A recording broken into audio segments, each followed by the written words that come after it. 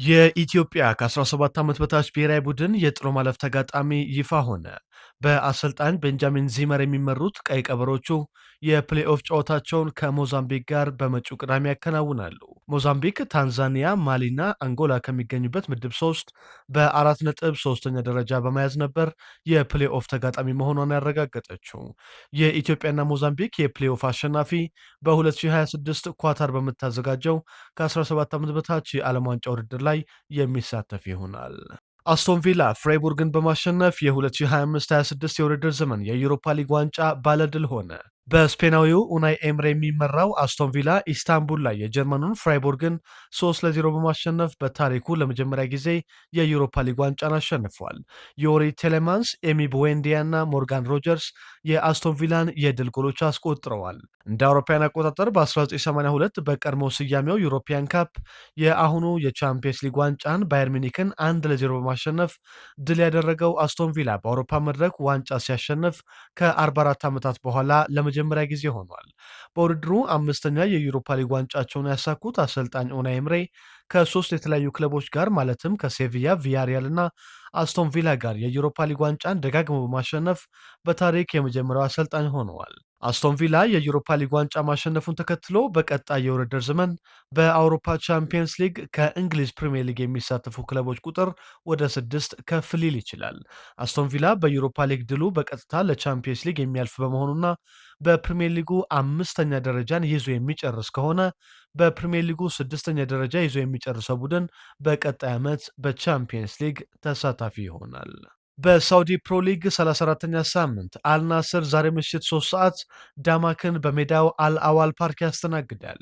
በጨዋታው የክርስቲያኖ ሮናልዶ ቡድን አልናስር በሳውዲ ፕሮ ሊግ 15ኛ ደረጃ ላይ ላለመውረድ የሚጫወተው ዳማክን ካሸነፈ የሊጉ ሻምፒዮን መሆኑን ያረጋግጣል። በፖርቱጋላዊው ጆርጌ ጄሱስ የሚሰለጥነው አልናስር የሳውዲ ፕሮ ሊግን በ83 ነጥብ እየመራ ይገኛል። ከአልናስር በሁለት ነጥብ ብቻ የሚያንሰው በአሰልጣኝ ሲሞኔ ኢንዛጊ የሚመራው አልሂላል ደግሞ በተመሳሳይ ምሽት 3 ሰዓት ከሜዳ ውጪ 10ኛ ደረጃ ላይ የሚገኘውን አልፈይሃን ይገጥማል።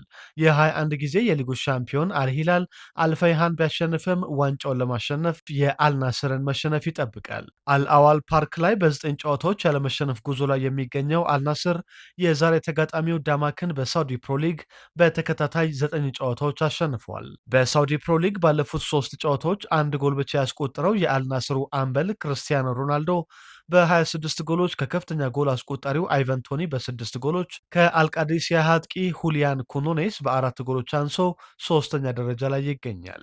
አርሰናል የአሰልጣኝ ሚኬል አርቴታን ውል ለማራዘም መቃረባቸው ተገለጸ።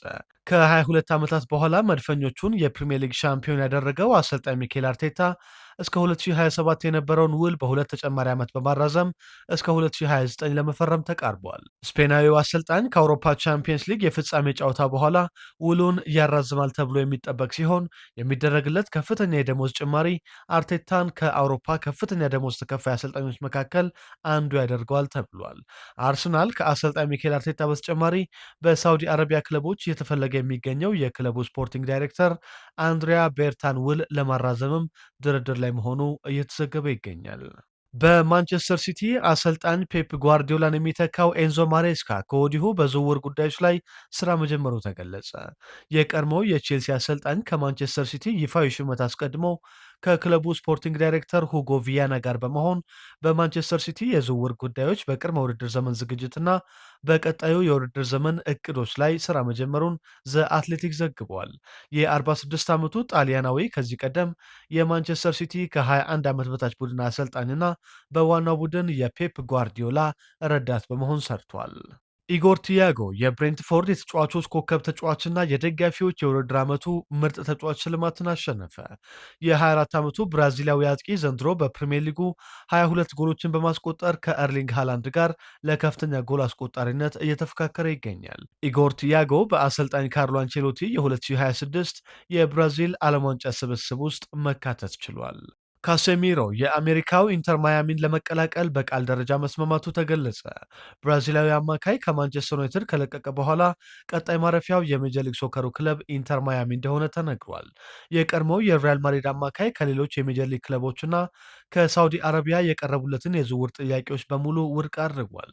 የ34 ዓመቱ ካሴሚሮ ዘንድሮ በማንቸስተር ዩናይትድ ድንቅ ጊዜን ያሳለፈ ሲሆን በፕሪምየር ሊጉ በ33 ጨዋታዎች 9 ጎሎችን አስቆጥሯል። በመጨረሻም ዌስትሃም ዩናይትድ ከፕሪምየር ሊጉ ከወረደ ሊቨርፑል፣ ቼልሲ እና ማንቸስተር ዩናይትድ ጃሮድ ቦወንን ለማስፈረም እንደሚፈልጉ ተገለጸ።